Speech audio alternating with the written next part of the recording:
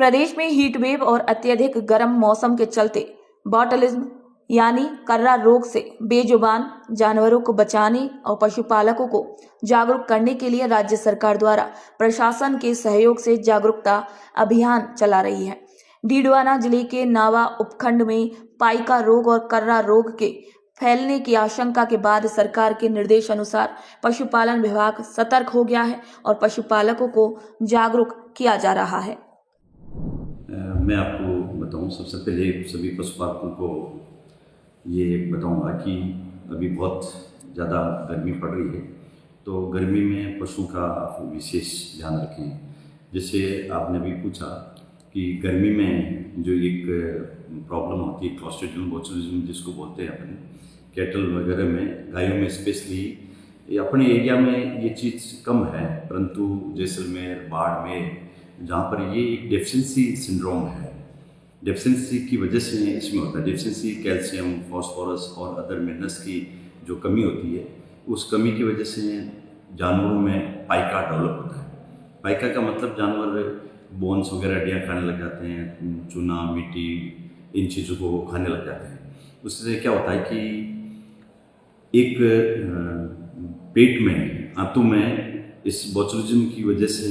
एक toxins develop हो जाते हैं, और उस टॉक्सिन्स डेवलप होने से ये बॉडी में डेफिशिएंसी हो जाती है, और डेफिशिएंसी होने से जानवर धीरे धीरे वीक होता है, और वीक होते उसकी धीरे धीरे डेथ हो जाती है। तो एक तो ये ध्यान रखें कि इनकी कमी पशु में बिल्कुल नहीं रहने दें। इसके लिए सरकारी मिनरल मिक्सर भी आते हैं, और जो अपने पास से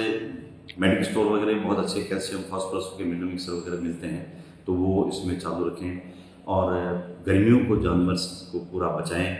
और अगर इसकी वजह से किसी एनिमल की डेथ हो जाती है तो उसका डिस्पोजल प्रॉपर होना चाहिए, क्योंकि इसमें जो टॉक्सिन्स बनती है, इस टॉक्सिन्स की वजह से ये दूसरे जानवरों में फैलता है। तो डिस्पोजल के लिए उसमें एक गहरा 4-5 फीट का खड्डा खोदें, और खड्डे खोद के उसमें एनिमल को जिस वजह से डेथ हुई है वो एनिमल को डालें, और उसके ऊपर चूना वगैरह जो आता है, चूना वगैरह डाल के, और उसके ऊपर मिट्टी डाल दें, तो उसको दूसरे एनिमल, कोई डॉग वगैरह, दूसरा जानवर उसको नहीं खाएं, ताकि वो स्प्रेडिंग। कर्रा रोग एक बैक्टीरिया जनित बीमारी है, जो कि जनरली कहीं जैसे ज़्यादा हरा भरा घास है या कहीं सड़ी गली चीज़ें पड़ी हुई है, या कई बार बारिश के मौसम में वो जैसे हड्डियाँ वगैरह हो गई, उसमें नमी आ गई, उसकी वजह से वो बैक्टीरिया पनपते हैं। तो इसका साफ सफाई का आप विशेष ध्यान रखोगे। गर्मी के मौसम में ये ज़्यादा फैलते हैं, क्योंकि सड़ना गलना गर्मी में ज़्यादा होता है। तो इसकी वजह से गर्मी के मौसम में अगर पशुपालक साफ सफाई पर पूरा ध्यान रखे और पशुओं को थोड़ा हरा चारा के ऊपर कम चरने दे, क्योंकि हरा चारा ये क्या रेत के साथ जो ही चारा चरता है जानवर, रेत साथ में चली जाती है, और रेत के साथ में ये बैक्टीरिया चले जाते हैं। इसकी वजह से ये बीमारी होती है,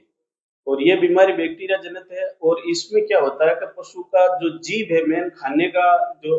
हथियार है पशुओं का, वो जीभ से ही ज्यादातर खाते हैं। तो उसकी वजह से जीभ में पैरालाइसिस हो जाता है, बैक्टीरिया की वजह से पैरों में अकड़न आ जाती है, और जानवर के बहुत ज्यादा तेज बुखार रहता है और पैरालाइसिस हो जाता है, फिर जानवर खत्म हो जाता है।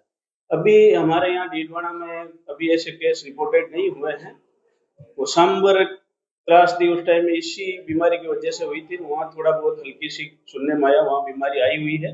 तो यहाँ हमें ये ध्यान रखना है कि इन चीजों से हमें बचने के लिए पशुओं में साफ सफाई का विशेष ध्यान रखें, इस बीमारी से हम बच सकते हैं। और अभी हम सुन रहे हैं कि जैसलमेर में काफी ये चीज फैली हुई है, तो वहाँ 500 पशु लगभग अफेक्टेड हो गए हैं, और उनसे 250 के लगभग सुना खत्म हो गए। तो इसका हम विशेष ध्यान रखें, और इस बीमारी से हम बच सकते हैं अगर हमें पशुपालकों को विशेष रूप से जागरूक किया जाए। कर्रा रोग के लिए पशुपालकों को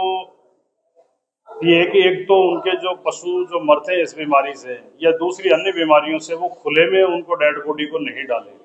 उनको खड्डा खोद के ना और नमक डाल करके ना और उस तरह से डिस्पोजल करें, क्योंकि जो डेड कार्कस है उनके द्वारा ही ये बोचुलिज्म नाम की बीमारी, जिसको कर्रा रोग कहते हैं, ये दूसरे एनिमल्स में फैलती है। तो एक तो पशुओं को अपने को खुले में नहीं छोड़े, और दूसरा कैल्शियम, फास्फोरस वगैरह उसकी पर्याप्त मात्रा बाटे में देते रहे लगातार, जिससे इस कर्रा रोग की बीमारी की चपेट में नहीं आए। पशुपालकों के लिए ये 2 मेजर जो चीज़ें हैं सावधानी बरतने के, पशु को कम से कम खुले में छोड़ें और उनको कैल्शियम फास्फोरस समय समय पे देते रहें।